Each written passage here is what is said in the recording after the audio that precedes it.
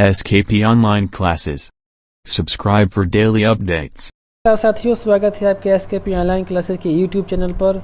दोस्तों, इस वीडियो में हम लेकर आए हैं बीएड द्वितीय वर्ष के भूगोल शिक्षण के बहुत ही महत्वपूर्ण प्रश्न। दोस्तों, भूगोल शिक्षण के हमारा पहला वीडियो है। इसका जो भी वीडियो का क्वेश्चन है यूनिट 1 से लिए गए हैं। तो दोस्तों, शुरू करते हैं आज का सेशन। पहला प्रश्न है, सौर जगत को सबसे पहले किसने अध्ययन किया था?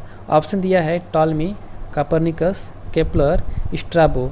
तो दोस्तों, सौर जगत को जो सबसे पहले अध्ययन किए थे वो थे टॉलमी। तो इसका जो सही उत्तर है वो हो जाएगा ऑप्शन नंबर 1 टॉलमी। अगला प्रश्न है, पृथ्वी के अध्ययन यानी भूगोल के नामकरण का श्रेय किसे दिया जाता है? और ऑप्शन दिया है कि फ्रांसीसी, यूनानी, चीनी, इनमें से कोई नहीं। तो दोस्तों, पृथ्वी के अध्ययन यानी कि भूगोल के नामकरण का श्रेय जो दिया जाता है वो यूनानियों को दिया जाता है। तो इसका जो सही उत्तर हो जाएगा ऑप्शन नंबर 2 यूनानी। दोस्तों, भूगोल का जो शुरुआत हुआ है यानी कि भूगोल का जो अधिकतम विकास हुआ है वो यूनान में ही हुआ है। अगला प्रश्न है, भूगोल के जन्मदाता किसे कहा जाता है? ऑप्शन दिया है कि हेरोडोटस, केपलर, कोपरनिकस, हेल्महोल्ट्ज़। तो दोस्तों, जो भूगोल के जन्मदाता हैं वो हेरोडोटस को कहा जाता है। तो इसका जो सही उत्तर हो जाएगा ऑप्शन नंबर 1 हेरोडोटस। अगला प्रश्न है, किस धर्म के द्वारा भूगोल का बहिष्कार किया गया था? और ऑप्शन दिया है कि यहूदी धर्म, इस्लाम धर्म, ईसाई धर्म, हिंदू धर्म। तो दोस्तों, भूगोल में कुछ ऐसी प्रथाएं चली आ रही थी जिसका विरोध ईसाई धर्म ने जमकर विरोध किया था। तो इसका जो सही उत्तर है वो हो जाएगा ऑप्शन नंबर 3 ईसाई धर्म। दोस्तों, यहूदी धर्म ने कोई इसका विरोध नहीं किया था, न ही इस्लाम धर्म ने किया था। हिंदू धर्म तो किसी भी विज्ञान का विरोध नहीं किया है। तो इसका जो सही उत्तर है हो जाएगा ऑप्शन नंबर 3 ईसाई धर्म। अगला प्रश्न है, भूगोल के इतिहास में किस काल को अंधकार युग कहा जाता है? और ऑप्शन दिया है कि प्राचीन काल, मध्यकाल, आधुनिक काल, किसी को भी नहीं। तो दोस्तों, जो भूगोल के इतिहास का जो अंधकार युग है वो मध्यकाल को कहा जाता है। यानी कि इसी काल में हमारा जो ईसाई धर्म थे उन्होंने भूगोल का विरोध किया था और इस काल में बहुत कुछ खास हमारा विकास नहीं हो पाया भूगोल के क्षेत्र में। तो इसलिए भूगोल के इतिहास को इसको अंधकार युग कहा जाता है, मध्यकाल को। अगला प्रश्न है, मानचित्र बनाने की कला तथा ज्योतिषी का विकास किस सदी में हुआ? तो ऑप्शन दिया है कि 8वीं सदी, 9वीं सदी, 10वीं सदी, 15वीं सदी। तो दोस्तों, मानचित्र बनाने की कला तथा ज्योतिष का जो विकास हुआ है वो 9वीं सदी में हुआ है। तो इसका सही उत्तर है हो जाएगा ऑप्शन नंबर 2 9वीं सदी। अगला प्रश्न है, किस काल में भूगोल शिक्षण में कार्य कारण का अभाव था? और ऑप्शन दिया है कि प्राचीन काल, मध्यकाल, आधुनिक काल, किसी में भी नहीं। तो दोस्तों, कार्य कारण का मतलब क्या होता है कि हम लोग पर्वत, हिमालय पर्वत, नदी, नाला इत्यादि के बारे में बातें तो कर रहे थे, लेकिन इसका हम लोग कुछ वैज्ञानिक ज्ञान नहीं दे पा रहे थे बच्चों को। सिर्फ और सिर्फ रटे रटाई विद्या पे ही हम ज़्यादा फोकस कर रहे थे। तो ये कार्य कारण का अभाव था इसमें। यानी कि अगर देखा जाए तो मध्यकाल को अंधकार युग कहा गया है और उसी काल में कार्य कारण का अभाव था। तो इसका जो सही उत्तर है हो जाएगा ऑप्शन नंबर 3 मध्यकाल। अगला प्रश्न है, आधुनिक भूगोल के जन्मकाल कब माना जाता है?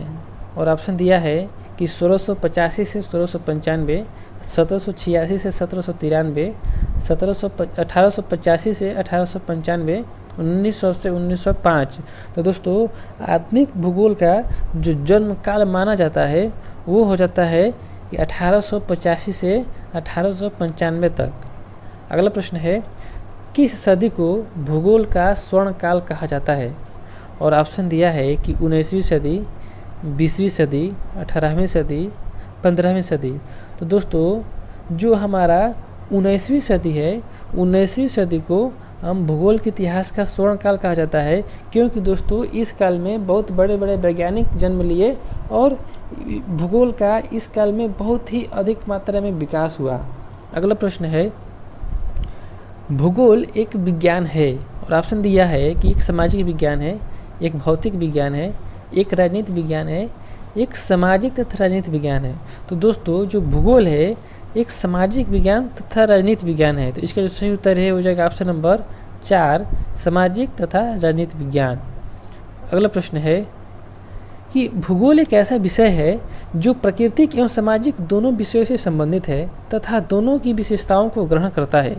और ऑप्शन दिया है, मतलब पूछा है कि यह कथन किसका है, और ऑप्शन दिया है कि रिचर्ड हार्टसन, जीन्स ब्रुन्स, कार्ल रिटर, इनमें से कोई नहीं। तो दोस्तों यह जो कथन है कि भूगोल एक ऐसा विषय है जो प्राकृतिक एवं सामाजिक दोनों विषयों से संबंधित है तथा दोनों की विशेषताओं को ग्रहण करता है, यह कथन है रिचर्ड हार्टसन का। तो इसका सही उत्तर हो जाएगा ऑप्शन नंबर 1, रिचर्ड हार्टसन। अगला प्रश्न है भूगोल के अध्ययन केंद्र हैं, और ऑप्शन दिया है कि पर्वत है, मानव है, शाश्वत है, नगर है। तो दोस्तों भूगोल का जो अध्ययन केंद्र है वो मानव है, यानी कि भूगोल मानव को केंद्र मानकर ही ज़्यादा अध्ययन किया जाता है भूगोल में। अगला प्रश्न है भूगोल विज्ञान का मुख्य लक्ष्य क्या है, और ऑप्शन दिया है कि पेड़ पौधे, जलवायु, मानव तथा समाज, पशुपालन। तो दोस्तों भूगोल विज्ञान का जो मुख्य लक्ष्य है वो मानव तथा समाज है। तो इसका सही उत्तर हो जाएगा ऑप्शन नंबर 3, मानव तथा समाज। अगला प्रश्न है भूगोल पृथ्वी की सतह और वायुमंडल का विज्ञान है, यह कथन किसका है। दोस्तों यह कथन वेरी मोस्ट इम्पोर्टेंट कथन है दोस्तों, इसको आप लोग अच्छे से याद कर लीजिएगा कि भूगोल पृथ्वी की सतह और वायुमंडल का विज्ञान है, यह कथन किसका है। ऑप्शन दिया हुआ है कि रीटर, कापरनिकस, वेलपटन, उपरोक्त सभी। तो दोस्तों यह जो कथन है वो रीटर का है, इसका सही उत्तर है हो जाएगा ऑप्शन नंबर 1, रीटर। अगला प्रश्न है दोस्तों ये भी बहुत ही इंपॉर्टेंट है, और ऑप्शन दिया है प्रश्न कि भूगोल वितरण का विज्ञान है, यह परिभाषा किसने दी है। और ऑप्शन दिया है कि मार्थ, केपलर, कार्ल रिटर, F.K. वाइड। तो दोस्तों यह जो परिभाषा है कि भूगोल वितरण का विज्ञान है, ये मार्थ ने दी है परिभाषा। तो इसका जो सही उत्तर है हो जाएगा ऑप्शन नंबर 1, मार्थ। अगला प्रश्न है पशुपालन, कृषि उद्योगों की स्थापना, नगरों की वृद्धि, वृक्षों का चयन इत्यादि का अध्ययन किसके अंतर्गत किया जाता है। और ऑप्शन दिया है कि प्राकृतिक भूगोल, मानवीय भूगोल, आर्थिक भूगोल, उपरोक्त सभी। तो दोस्तों इसका जो अध्ययन किया जाता है वो मानवीय भूगोल के अंतर्गत किया जाता है। तो इसका सही उत्तर है हो जाएगा ऑप्शन नंबर 2, मानवीय भूगोल। अगला प्रश्न है गर्म करने पर पदार्थ बढ़ते हैं अथवा ठंडा करने पर जलवाष्प बर्तन में एकत्र हो जाता है। इस ज्ञान का उपयोग भूगोल शिक्षक किस व्यवस्था के किसकी व्याख्या करने के साधन के रूप में कर सकता है। और ऑप्शन दिया है कि मिट्टी के निर्माण का, वर्षा होने के कारण का, नदियाँ बनने के कारण का, उपरोक्त में से 1 और 2 का। दोस्तों ये जो प्रश्न है बहुत ही इम्पोर्टेंट प्रश्न है दोस्तों, इस प्रश्न को भी आप लोग इम्पोर्टेंट के श्रेणी में रखिएगा, बहुत इम्पोर्टेंट प्रश्न है। और प्रश्न कह रहा है कि किसी पदार्थ को अगर हम गर्म करते हैं तो पदार्थ बढ़ते हैं, अगर हम जलवाष्प को ठंडा करें तो किसी बर्तन में एकत्र हो जाते हैं। यह जो ज्ञान है भूगोल शिक्षक इस ज्ञान का किसकी व्याख्या करने में उपयोग कर सकता है। और ऑप्शन दिया हुआ है कि मिट्टी के निर्माण का। दोस्तों ये बिल्कुल सही बात है कि इस ज्ञान का जो प्रयोग है हम मिट्टी के निर्माण होने का व्याख्या कर सकते हैं, यानी कि अगर धूल के कण है इत्यादि हैं हवा में उड़ रहे हैं, बारिश के पानी हुआ, जैसे जलवाष्प बनता है, जलवाष्प बनने के बाद से क्या होगा कि वो बादल बन जाता है, धूल कण से इत्यादि से बादल बनता है, फिर बारिश हो जाता है।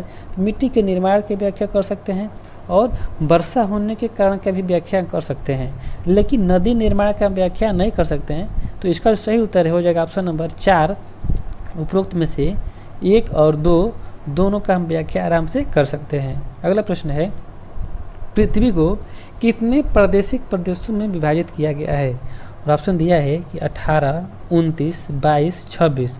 तो दोस्तों पृथ्वी को 18 प्रादेशिक प्रदेशों में विभाजित किया गया है और इसको विभाजित करके हम अध्ययन करते हैं। अगला प्रश्न है वर्णनात्मक भूगोल किस स्तर पर छात्र पढ़ने में अधिक रुचि लेते हैं। ऑप्शन दिया है कि प्राथमिक स्तर पर, माध्यमिक स्तर पर, उच्च प्राथमिक स्तर पर, महाविद्यालय स्तर पर। तो दोस्तों वर्णनात्मक भूगोल का जो पढ़ने का ज़्यादा रुचि लेते हैं बच्चे वो प्राथमिक स्तर पर लेते हैं। तो इसका सही उत्तर हो जाएगा ऑप्शन नंबर 1।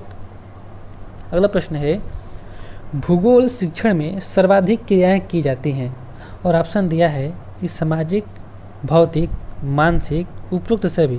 तो दोस्तों भूगोल शिक्षण में जो सर्वाधिक क्रियाएं की जाती हैं वो सामाजिक क्रियाएं की जाती हैं। तो इसका जो सही उत्तर है वो हो जाएगा ऑप्शन नंबर 1 सामाजिक। दोस्तों ये हमारा आखिरी प्रश्न था। Thanks for watching. अगर मेरा वीडियो पसंद आया हो तो लाइक कीजिए, कमेंट करके हमें ज़रूर बताइए, इससे हमको बहुत ही मोटिवेशन मिलता है आगे वीडियो बनाने के लिए। दोस्तों मिलते हैं अगले क्लास में, तब तक के लिए धन्यवाद।